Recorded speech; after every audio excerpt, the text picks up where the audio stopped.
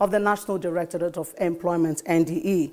The motion by Senator Ibrahim Hadeja observed that although the President has the exclusive rights of appointment and removal of appointees, he should reinstate Dr. Argungu to ensure a smooth prosecution of the Public Works Program, which has been delayed for 4 months. The legislators reiterated the National Assembly's support for the program and advised against derailing its intendment.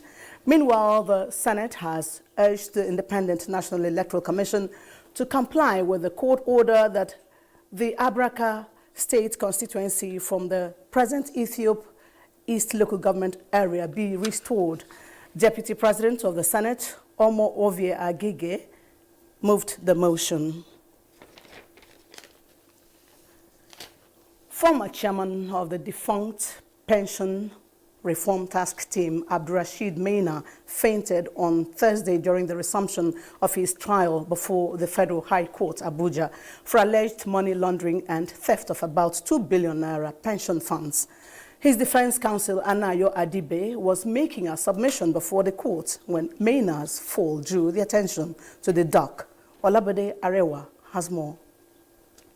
The trial of Abdurrashid Maina was ongoing, with his counsel informing the court that he was yet to be furnished with the processes related to the case when the defendant slumped. He was immediately attended to by officials of the Nigeria Correctional Service, while the presiding judge, Justice Okonabang, adjourned the proceedings. Maina had been in correctional custody following his extradition from Nigeria Republic on December 4, 2020. Meanwhile, trial of the convener of revolutionary protest, Omoyele Sowore, has been stalled at the Federal High Court Abuja due to the absence of the trial judge, Justice Ijoma Ojukwu. Sowore and his co-defendant, Olawale Bakare, were already in the courtroom before the registrar informed the parties that the judge was indisposed. The two defendants are facing a 2-count charge of conspiracy and treasonable felony proffered against them by the federal government. The case has been adjourned to Friday, December 11, 2020 for continuation. In Abuja, Olabode, NTA News. And to gender reports now, more groups are adding their voices to the campaign against gender-based violence in Nigeria. Correspondent Austin Anyebe reports that as part of activities to mark the 16 days international action against the menace, the West African Action Network on Small Arms organized a seminar to sensitize people on the danger to society. Cases of violence against women in various forms abound in Nigeria as they dominate daily media content. The abuse ranges from physical, emotional, extreme jealousy to sexual. The worry by activists is that perpetrators of this violence mostly go unpunished due to near absence of legislation and slow judicial process to deal with offenders. Violence against women causes human suffering. There are impediments to personal development. Sometimes, for this financial abuse, a man will, out of displeasure that the woman may go and get promoted and start making more money than him, he will stop the wife from working. The molestation, cruelty, and bullying of women often take place in the presence of children who see the acts of violence as ways of life. Ties ourselves against violence against women, violence against children, violence against each other, because it's by changing our way of thinking that we can fight this. While condemning the Inhuman Act, stakeholders in the forefront of the campaign against gender-based violence urge women to be tolerant, as some of them lack respect for the male gender. The women will seriously have to deal with our mouths. Like she said, you know, you cannot stand up to him. When he slaps you, all you will do is, did you just slap me? Did you just slap me? Yes, he just slapped you. They are tired of winking in the dark as women. A strong man protects a woman. That is the beauty of a strong man. The beauty of a strong woman is to respect the husband. If you don't have those things, you are not beautiful. Way forward, they appeal to government to come up with a Family Protection Act that will support women and girls who are subjected to abuse. In Abuja, Austin Anyebe, NT News. International Human Rights Day is observed on December 10th every year since its adoption by the United Nations General Assembly in 1948. Adebola Brookslyn Sunday reports that the day is aimed at reaffirming the importance of human rights in rebuilding the world, the need for global solidarity as well as interconnectedness and shared humanity.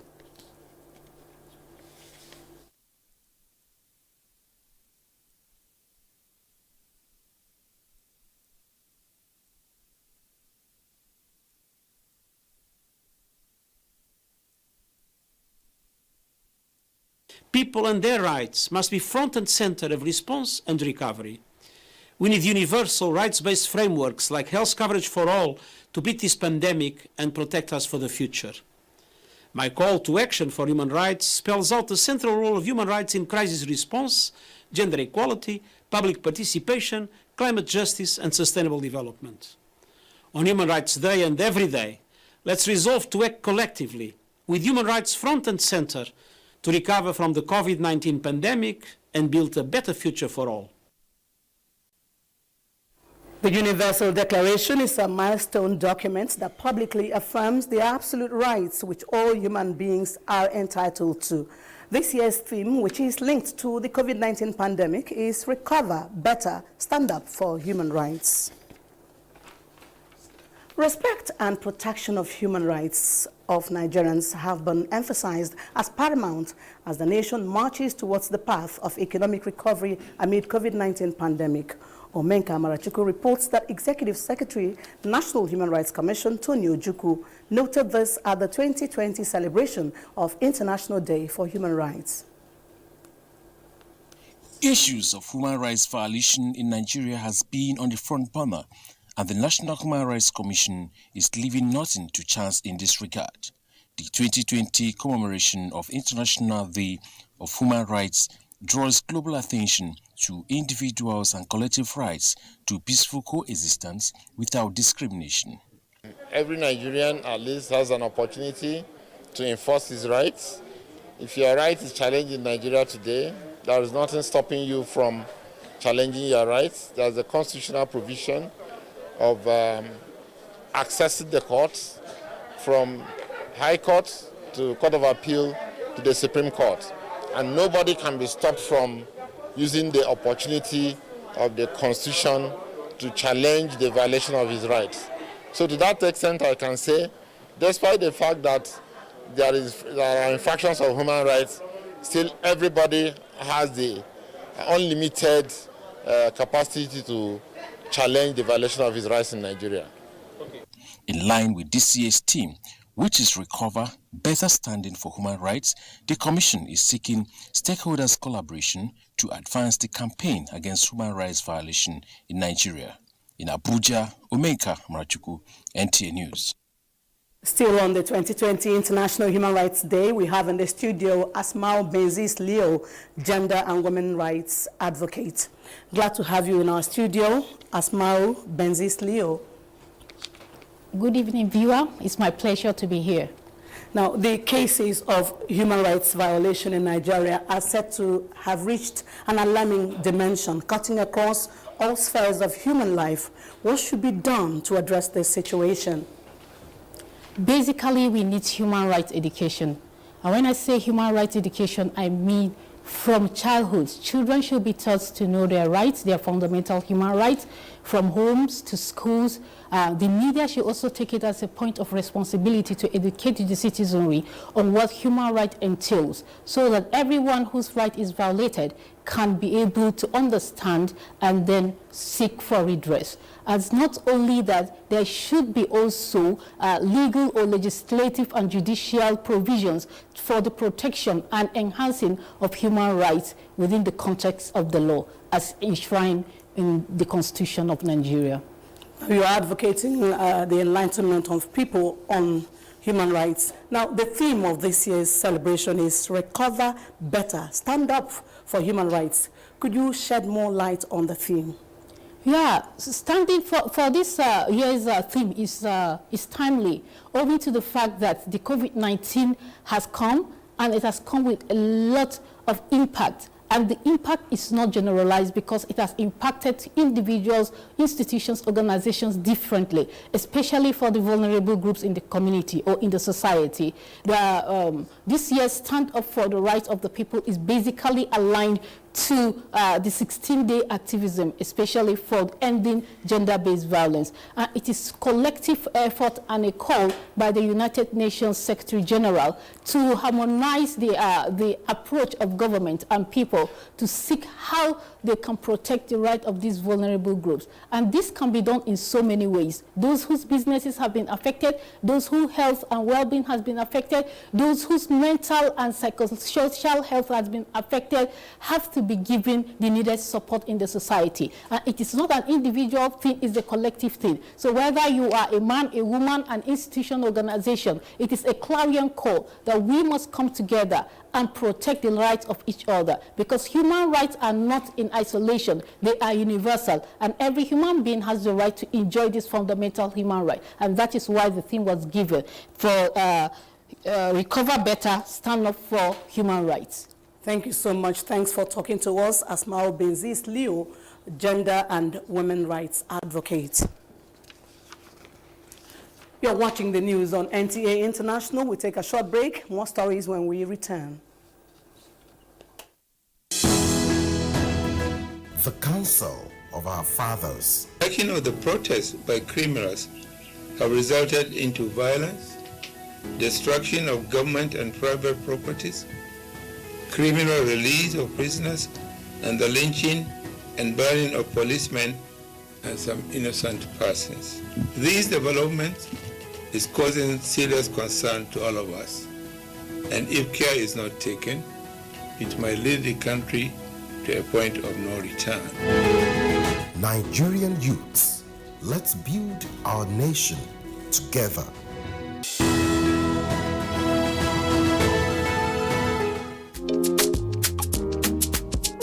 For everything there is time, for every season must be planned.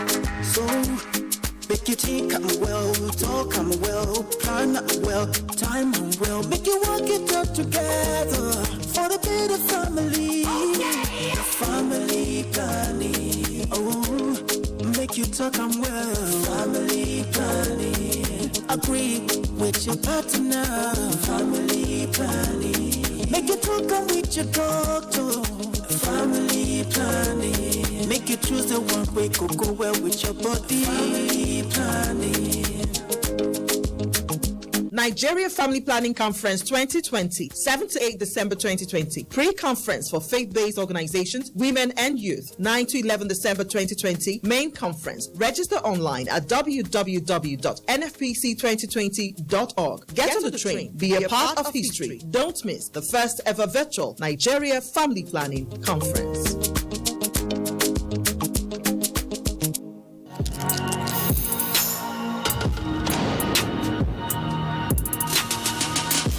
What limits you? Nothing.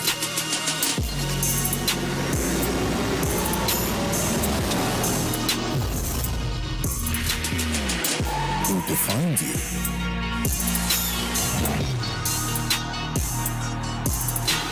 No one.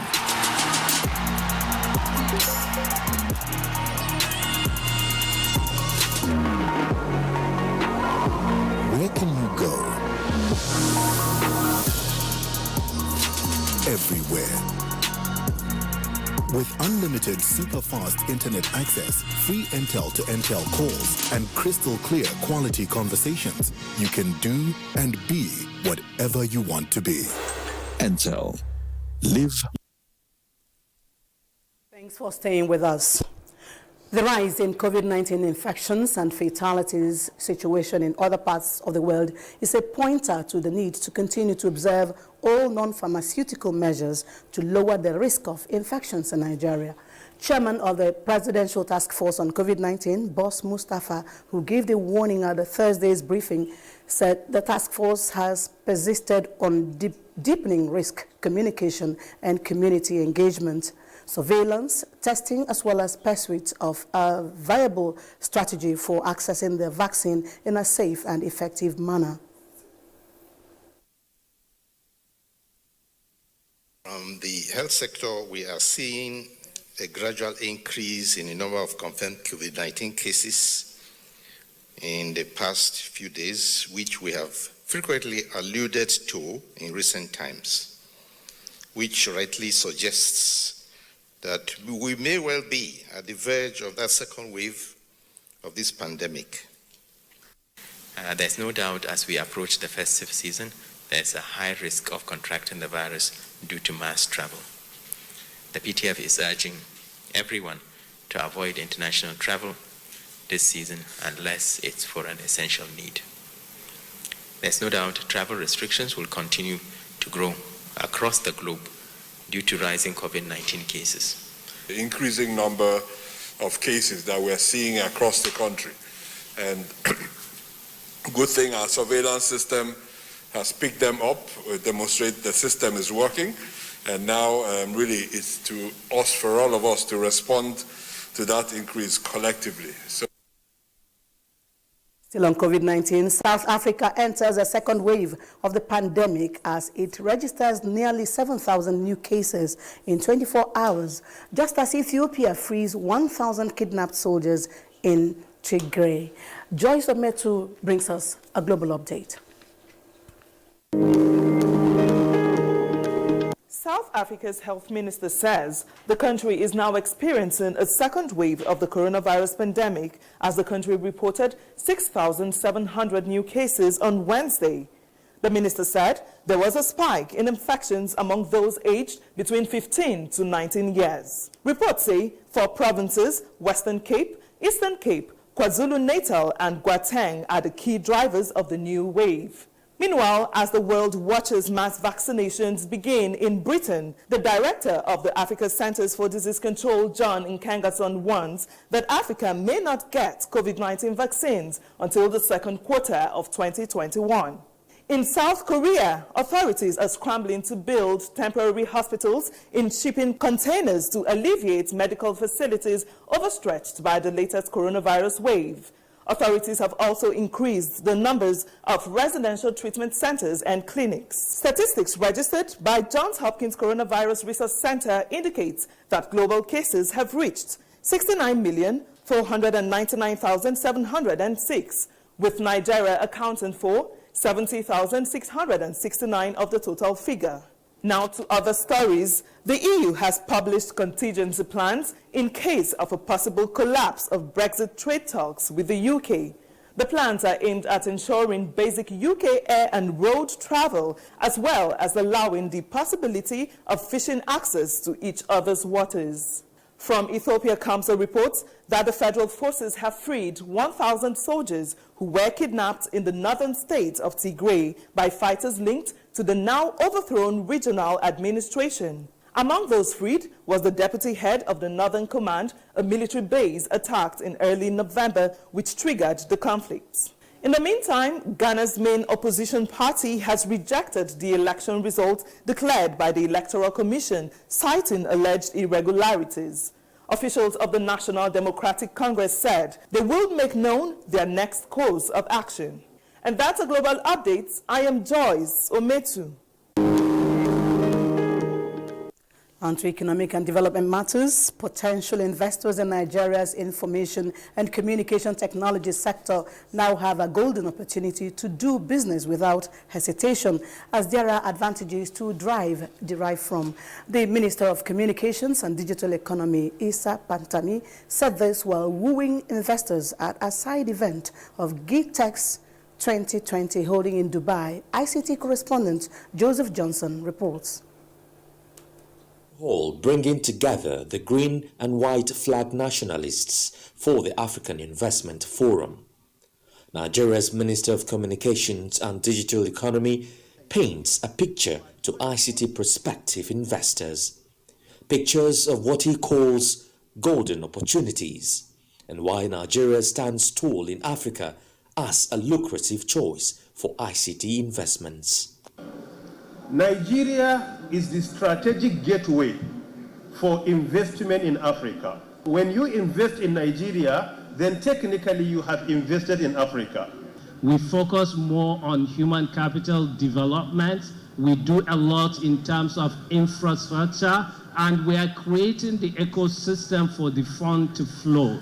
As a result, last year, Nigeria attracted 51% of the total venture capital flows to Africa, which is the largest in the continent.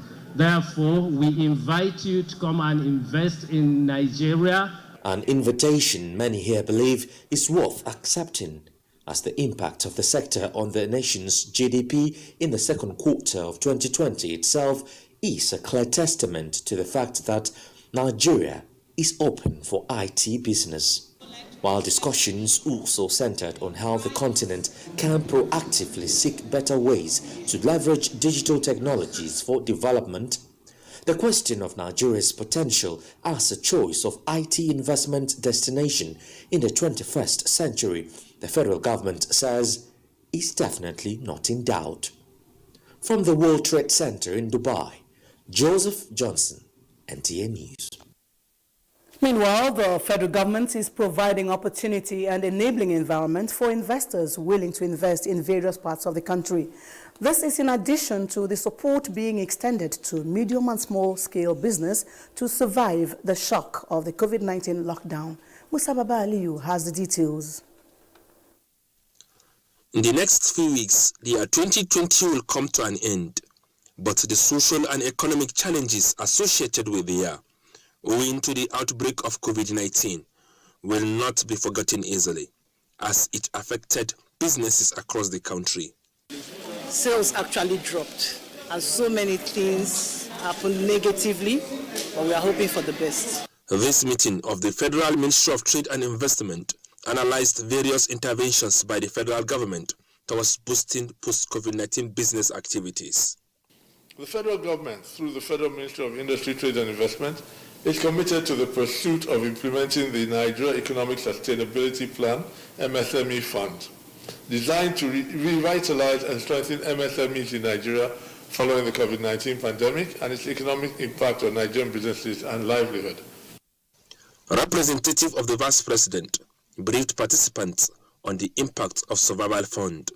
The impact is that we are putting money in the hands of the ordinary business owners. We are for those that their businesses are not formalized, we are helping them to formalize these businesses. So it's going to trickle down. It's going to trickle down to everyone.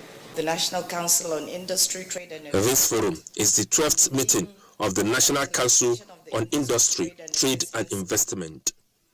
In Abuja, Musa Baba Aliyu, NTA News.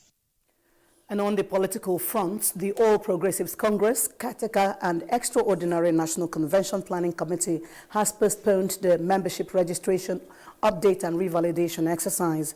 Chairman, Kateka Committee, Governor May Malabuni, represented by the Secretary at a media briefing at the party's National Secretariat, attributed the development to several factors.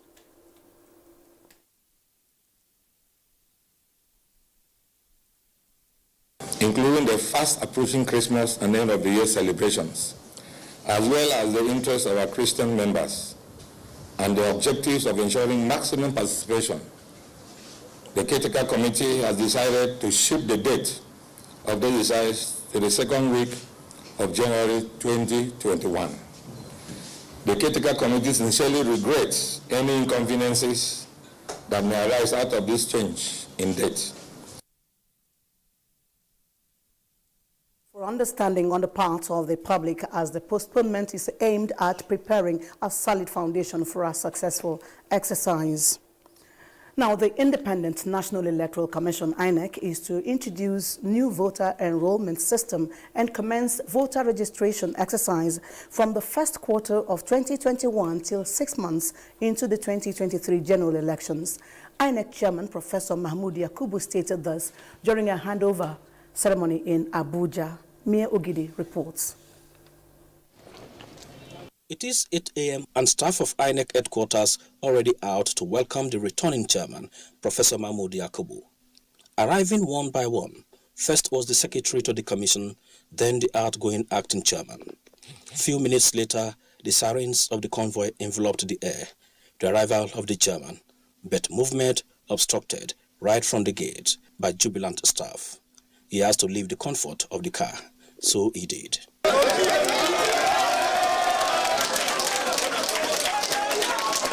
A beautiful card from an excited staff to the new chairman in remembrance of this day. Tempted to have a handshake in the African way, but limited by COVID-19. Mahmoud Yakubu in an excited mood, now bearing a nickname, 99. First tenure ended on the 9th of November 2020, second tenure started on the 9th of December 2020. Flanked by national commissioners, he moved to his office, first man to walk through this door twice, then to the conference hall for the official handing over ceremony. I'm happy to note, Mr. Chairman, that the elections were all conducted and concluded successfully, in spite of a wide range of challenges. Face mask off for clearer audio to give clear roadmap for the new era. That we would be happy if the Electoral Act amendment is passed by the end of March 2021. For our part, the immediate area of attention for the Commission is the resumption of the continuous voter registration exercise also in the first quarter of next year. And this will continue at least until 6 months to the 2023 general elections. In doing so, we hope to introduce a new technology for voter enrollment in 2021. It is official. Mahmoud Yakubu is back after 30 days off. His message to fellow Nigerians is the fellowship in the democratization journey. Mayor Ogiri, NT News. And that story on INEC concludes the news, but do remember always to connect with NTA and stand against rape and rapists.